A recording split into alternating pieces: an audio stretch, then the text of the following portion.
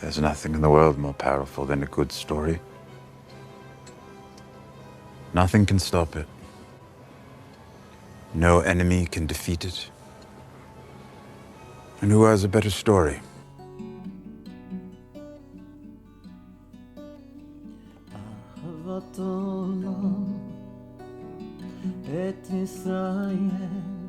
Shabbat Shalom. Welcome. I'm Rabbi Paul, your virtual rabbi. You have found Beit Virtuali, and let's stir up a little Torah together, starting with I was watching this new series on a streaming platform that shall remain unmentioned unless they choose to pay me promotional costs, and all of a sudden, I found out that I didn't enjoy the series. It was quite a discovery, as up until that point, I had thoroughly enjoyed all that I'd seen. I thought the casting process brought in brilliant characters, portrayed beloved figures from escapism past. The costume design demonstrated creativity, if not an adventurous use of color and texture. The direction seemed subtle and nuanced, and quite frankly, even the music didn't grate on me, something that as a composer I usually need to block out. Sure, I personally would have made a few different choices, and had I been responsible for source material adaptation, would have chosen different insertions and time-necessary deletions. Although, as I am neither the showrunner, producer, nor the script writer or source material adapter, absent a face-to-face conversation to ask questions that represent little more than personal curiosity, I will choose the benefit of the doubt, if for no other reason than I already have enough to stress about and do not need to premeditate a new element of stress. And yet still, all of a sudden, I did not like the series anymore. As is wont to happen these days, the mere watching of any series creates additional related activities that form an online footprint, including IMDb lookups, checking out a social media page here or there for previously unknown actors or actor, or even simple couch conversation if the series happens to be one where the viewing experience is shared by all three members of the household, Rabbi Rebbetzin and Hairless Cat. All three of us share our views and analyze all that is analyzable. And between the additional lookups in whichever apps we have forgotten to remove all possibility that they can listen to our analytical conversation, Moloch, the algorithm, needs little more to make sure that my news feed is littered with related clickbait, and my advertisers know that I might very well buy a coffee mug or t-shirt. Naturally, my news feed, now containing that clickbait, also includes people whose opinions I'm supposed to value because of the amount of followers and likes their reaction videos have garnered. And the ones that Moloch deemed appropriate for my feed all made clear that I didn't like the show that I most certainly liked. Wow, the things you learn. Something interesting happened as our home technologies offered more and more of a theatrical experience. And by theatrical experience, I'm talking about huge screens, great sound, and the types of high definition that at least this Gen Xer longed for in the days of Blockbuster, letterboxing a 17-inch television that had moved through 7 different dorm rooms, and all the joy that was VHS. The point is, regardless of how brilliant home theater systems now are, the clear and obvious differences between the home and theatrical version are what we get from the large group experience. I'm not talking about the aspect of today's group experiences that has driven so many of us home. You know, that many of us have forgotten that no one else wants to hear our commentary, wants to see our phone that remains turned on throughout the entire film, that they as well paid a small fortune in tickets or refreshments. Back off my soapbox. No, I'm talking about the shared experience of watching something unknown with people that do not necessarily share our life experience and perspective. Gasp, they might not share our political or tribal identities. There is something both challenging and engaging to share identical responses to on-screen stimuli, reinforcing a sense of universal connectivity. Contrastingly, it can be a powerful challenge hearing responses we do not understand, which then point out the truth that our perspectives are limited in a large sea of possibility as we encounter those that think differently and have different formative experiences than ours. The group experience when functioning forces us both to analyze our own reactions while being aware of those of others. That much of this process is unconscious simply reinforces our instincts to function as part of a larger society. Yet, when we lock ourselves in our homes and rely more and more on home delivery of both goods and entertainment, we are left with our, or at best our household's reactions as we settle in for the new series. There's a void a void which has been partially filled with thousands of our closest friends ready and willing to allow Moloch to throw them on our feeds so that we might know what our reactions to entertainment should be. From a religious standpoint, specifically the traditions of Judaism, I find this approaching irony. Didn't we already work through needing an intercessor to act between us and that which is greater than us? And yes, for a moment I am equating the eternal with entertainment. But hold on for a few minutes, as the connection is more meaningful than may be comfortable. Parashat Re'eh pushes us deep into the structure of temple Judaism, containing within it guidelines and proscriptions in addition to hints at the underlying theology and purpose of the temple. We're to build a house for the eternal, and in the process we are to destroy the idols to which we are still bowing down.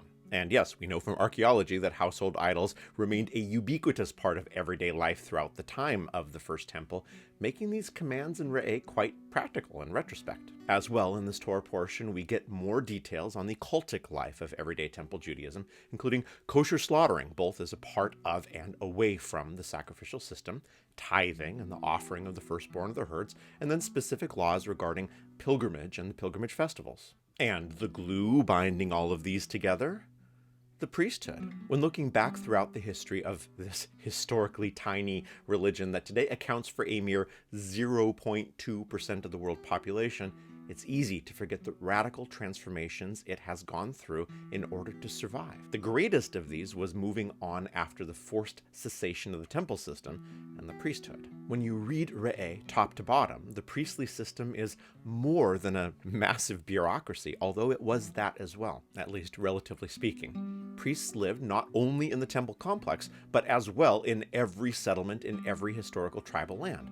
On the practical side, they were responsible for many aspects of health, the process by which disputes were settled, and how goods moved back and forth to the capital, making them one of the driving forces behind a functioning economy. On the other side of the spectrum, in a very realistic way, they were the mediators between the unknown forces of the universe, epitomized in the four-letter ineffable name of the Eternal, and the people simply trying to get through life without a drought or invasion of a foreign army. Yes, the prophets were responsible for hearing the voice of God, but the priesthood had the practical management for the societal implications that came from these prophetic announcements, which we will deal with in Shoftim, our next parsha. The short version of this is that there was no functional Judaism without the temple and the priesthood. The shorter version is that when the Romans ended the temple system for all time, Judaism should have ceased to exist.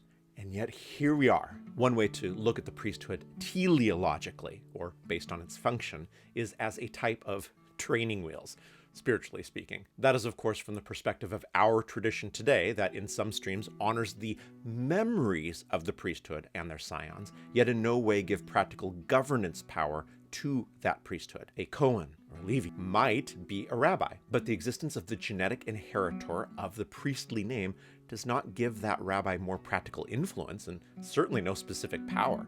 The priesthood is a reflection and a memory, not a factor in the forward momentum of Jewish law or life. Even more dramatically, if one looks at the constitutional nature of Torah, again something we'll talk about more next week, the parts of it that function as a blueprint for civil and governmental society, it has zero practical utility today. I'm not trying to be contrary, I'm trying to be clear.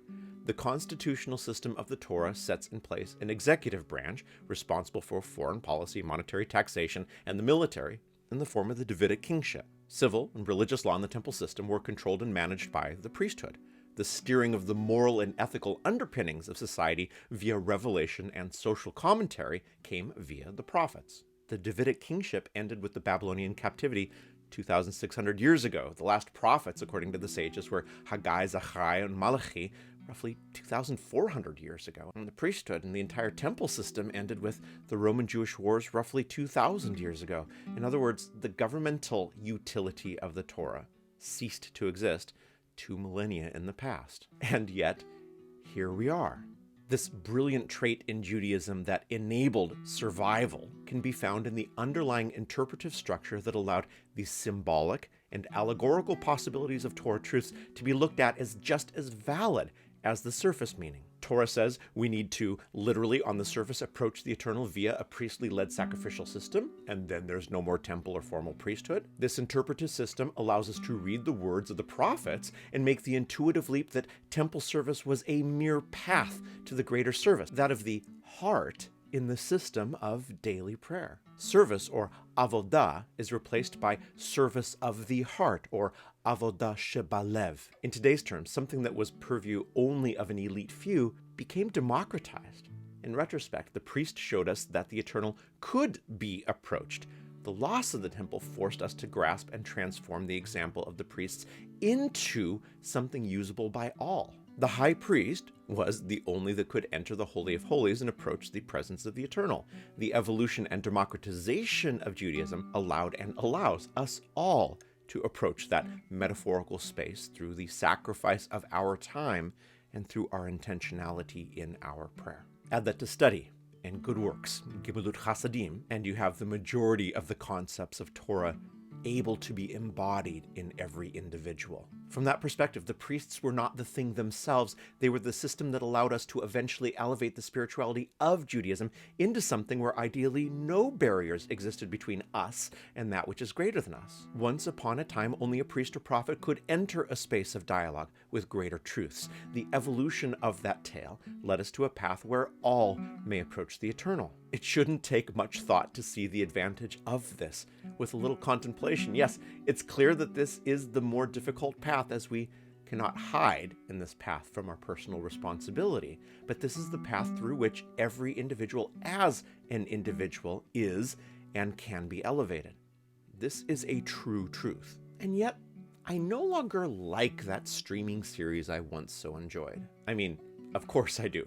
But as a gadfly and contrarian, continue to watch it. But the point I'm making is that we're going to be hard-pressed to find many to make the case that the movement from the priesthood intercessory system isn't representative of spiritual elevation. And while entertainment is not exactly religious worship, it is one of the aspects of culture that deeply affects and influences us.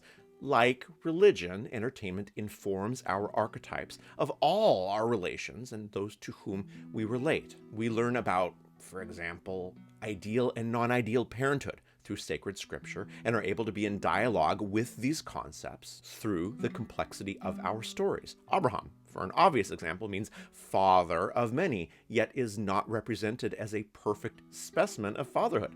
Just archetypal. His imperfect existence in sacred narrative welcomes us into the multifaceted dialogue, just like fatherhood in real life is multifaceted. When we look at characters in art, literature, movies as varied as Atticus Finch, Mufasa, Darth Vader, and even Daniel Hillard, Robin Williams' character in Mrs. Doubtfire, are we going to ignore the amount of influence such characters have had on our sense of fatherhood? We can go through the exact same exercise easily with Sarah and the Torah, and then flip to entertainment and consider Molly Weasley, Sarah Connor, and even Maria von Trapp. Seriously, think about it. The discussion of the similarities and differences of the motivation behind these portrayals in sacred text and secular entertainment, that's for another day. The point of this discussion is to look at the motion from priesthood to the democratization of spirituality and the elevation of the individual in that spirituality, followed by the devolution of the now back to a type of intercessory priesthood that stands between us and, well,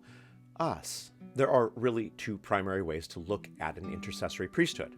One generous and one cynical. The generous one is that everyday life, or most of us, requires repetitive tasks and specific training that is not focusing on our spiritual path. Spirituality and religion are something that we do on the side as the currents of our own life take us into directions of need or curiosity. In this generous interpretation, a priestly class is the professionalization of spiritual and religious guidance. And yes, I do understand I'm speaking much more in Western traditions now than Eastern. I don't know how to do that ritual, and I'm not comfortable with approaching deity to deal with my petition, so I outsource to a pro that hopefully not only knows their business, but as well does this business with the underlying ethics required when in such a sensitive position. Like I said, the generous view. The cynical perspective is that the intercessory priesthood maintains power by limiting access to real or perceived sources of power. Put differently, if I have access to deity or the trappings of deity myself, I can verify as an individual whether the official message passed on to me by the clergy is correct, or at the very least, if it has validity. If the message passed on by the clergy is instead only that which is required to sustain hegemony, my direct access to divinity will threaten the power of the priesthood. And oh, by the way, all of this, both generous and cynical, can be found in the stories of the Tanakh. These are simply not new issues. And so we come to today and enter influencers. And it's worth being painfully honest regarding why we are willingly giving up individual autonomy to a new priesthood of opinion setters, as the calling forth of an official priesthood is absurdly parallel. Mostly, we don't want to be the last one standing when the music stops. That doesn't make sense. All right, let's illustrate it. Imagine walking into a room, excited after seeing the last season of a certain water cooler television series that might be represented on my thumbnail and that shall, however, remain nameless, as even a breath of a mention that a certain season may be approaching has led others to legal issues that I wish to avoid. But the hint is not only my thumbnail, but that there may have been dragons and a throne made up of swords, and indeed some season on the horizon that is neither spring nor summer nor autumn. Now, imagine that the entire experience of watching that show took place alone, not at the water cooler, not online, not in chat rooms, not over Twitter or X or whatever, but while living under that proverbial rock in the middle of the Antarctic ice with great streaming reception to a certain channel, but nothing else. All right, we watched everything beginning to end in isolation. Now, imagine coming back to Brand X Western Society City and immediately going to the party that you've been waiting for, yet which came so quickly you have not had time to check the messages from the priesthood, or your newsfeed.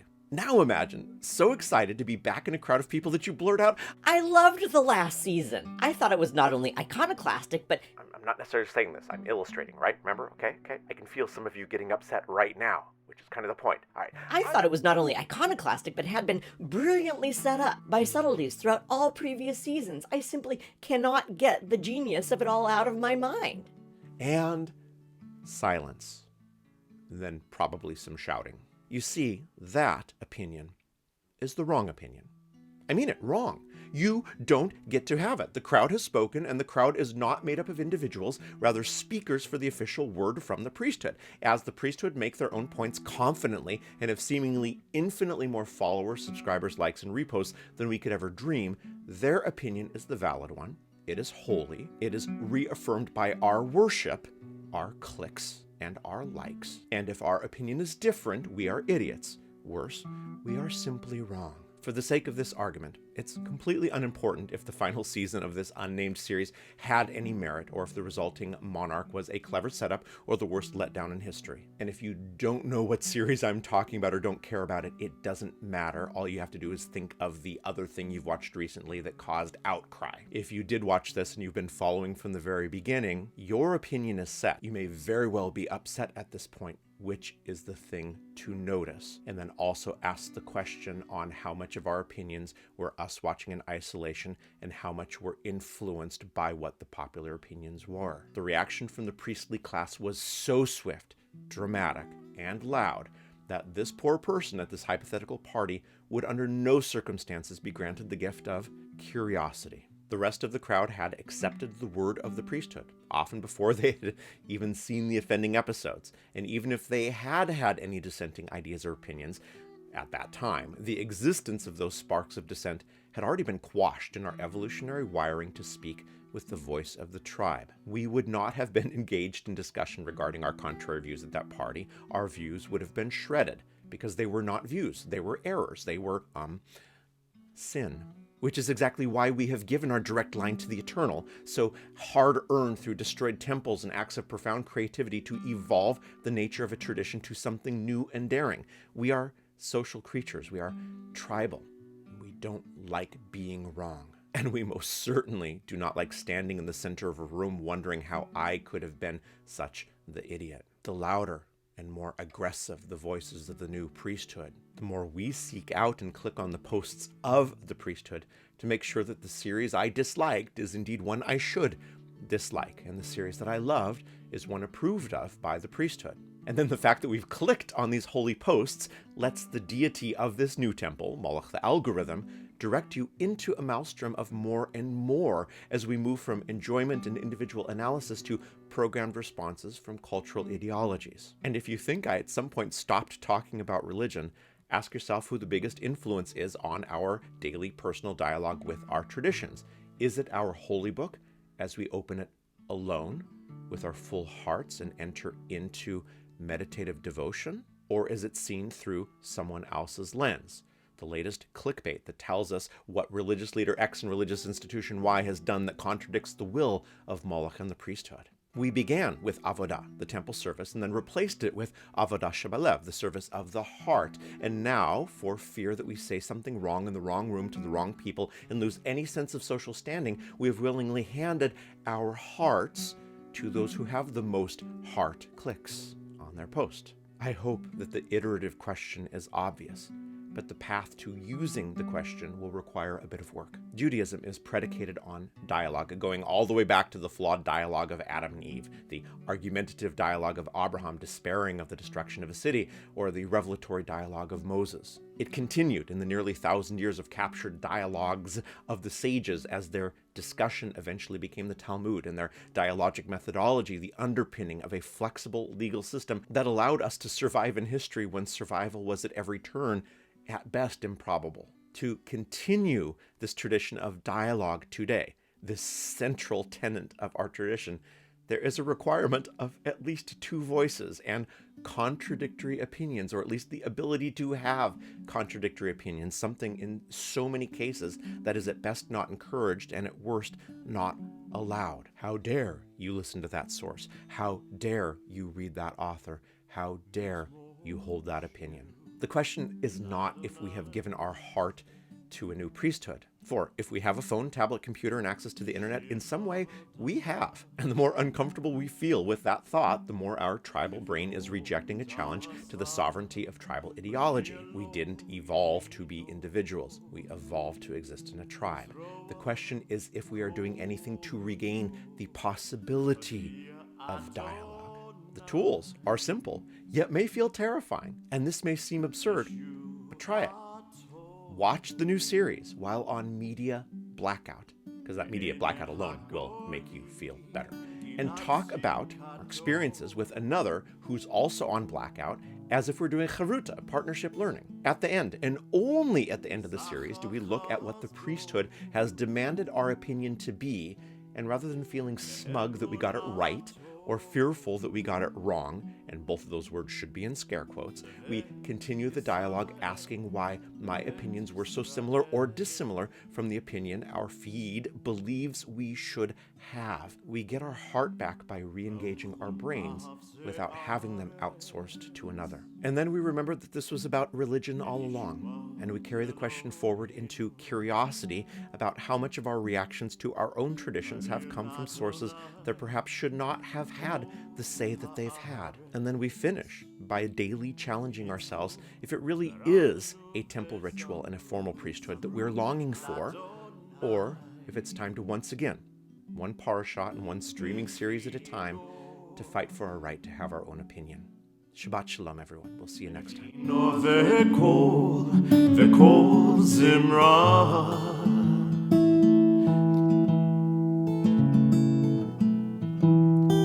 בחצות צבאות וקול שופר